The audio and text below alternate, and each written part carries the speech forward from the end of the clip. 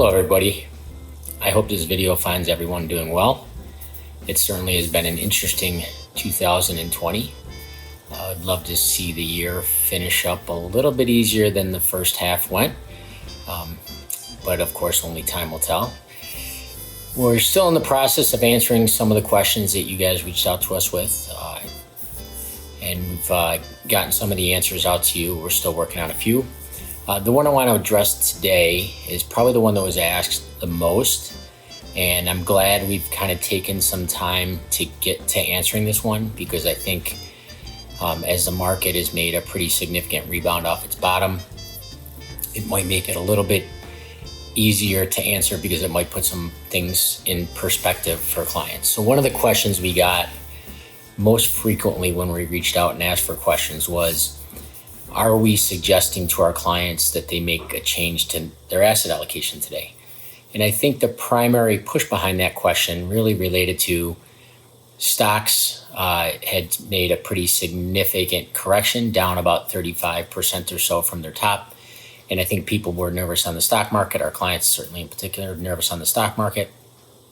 And they thought maybe because of that, they should be shifting into safer assets.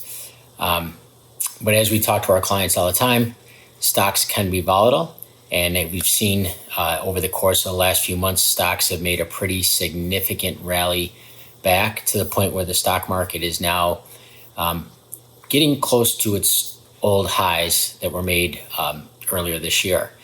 So we've recovered most of the stock market. Now, if you looked a little bit deeper into that, you'd find out that it's not every stock has made it back. Certain growth segments of the market have come back and are ahead of where they were. Other value segments, for instance, maybe the banks and some of the energy companies, are still struggling. They're still down 25 or 30% or so on the year. So it's been a very divergent market since we made the bottom on March 23rd. But anyway, the question I'm sure pertained to, are stocks still the right asset class to own for the long term, or should we pare back on them? And the reality is, what people should be thinking about is, are bonds still the right asset class to own? And I say that a little bit, not a little bit, I say that tongue in cheek, because everybody, when you look at your asset allocation, you, as an investor, you have stocks, you have bonds, and you have cash. The bonds and cash are really meant to be, the safe portion of your investment. Your cash is funding your immediate needs, or the needs over the course of the next 12 to 18 months. Your bonds are providing you with a stability, usually with some sort of return. And stocks, of course, provide your longest term growth in the portfolio. But with stocks, you get volatility, meaning the swings from, day to day, month to month, and week to week can be much more dramatic than we have in bonds. But the bond world has changed quite a bit during this pandemic, and it really hasn't shown signs of any real life since then. And what I mean by that is, during the pandemic, when the economy shut down, the Federal Reserve took a number of steps to lower interest rates and make it easy to borrow money. And because of that, now we have basically a 0% interest rate on what they call the Fed funds rate. So in other words, if you're buying Fed funds every day, as a bank, you're not making any money on that. You're just keeping your money safe. But it's also pushed the 10-year Treasury down, which is probably the most widely followed measure of interest rates out there for investors. The 10-year Treasury today is somewhere in the neighborhood of 0.65 to 0.7%. So for the next 10 years, you're guaranteed to make less than 1% a year if you buy that investment today. So what we've gone from on the bond side of your portfolio that is supposed to be safe, probably one of the best quotes I saw recently was, bonds went from being the risk-free return to now being the return-free risk. And what that statement just simply means is that if we go through, you buy a bond that's going to have it's certainly going to have very low returns, 0.7% for the next 10 years. And at the same time, if you have any sort of spike in interest rates, you could see that bond price struggle during that time period. When interest rates rise. In other words, if interest rates went from 0.7 to 2%, for instance, the price of that 10-year Treasury could easily drop somewhere in the neighborhood of 12 to 15% over a time period. So par value, or the value of $100 drops to $88. You're still going to get your money back at the end, but in the meantime, the price of the bond has become depressed. And so why has that happened? Well, it's the government lowered the discount rate. In addition, the government has printed about $4 trillion in new dollars. All right, they don't actually print money anymore. They create it on, literally on a computer through, electronic debits and credits.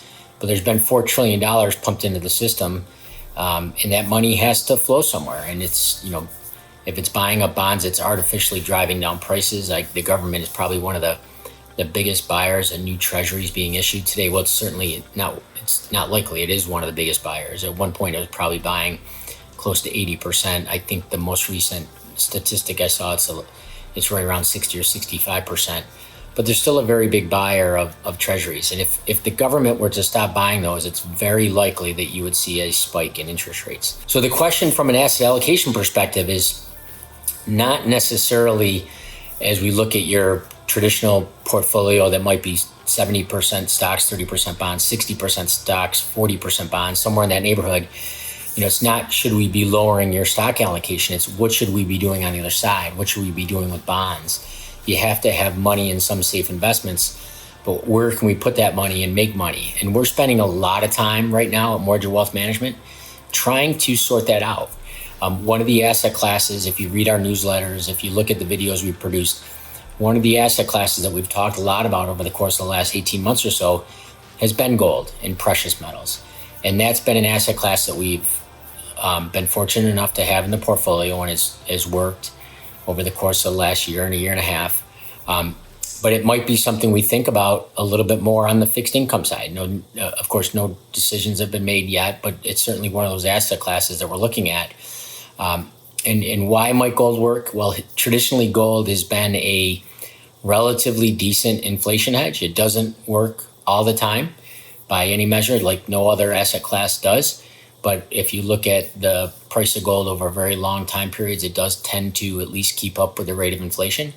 And it's quite possible today with a 10-year treasury at 0.7%, that 10-year treasury does not have the ability to keep up with inflation. So if inflation, for instance, just for the next 10 years averages 1.5%, you're going to lose about 0.8% of your spending power each year on it for every dollar, right? So your inflation is 1.5%, your bonds are only earning 0.7%, your bonds are losing out to whatever inflation is.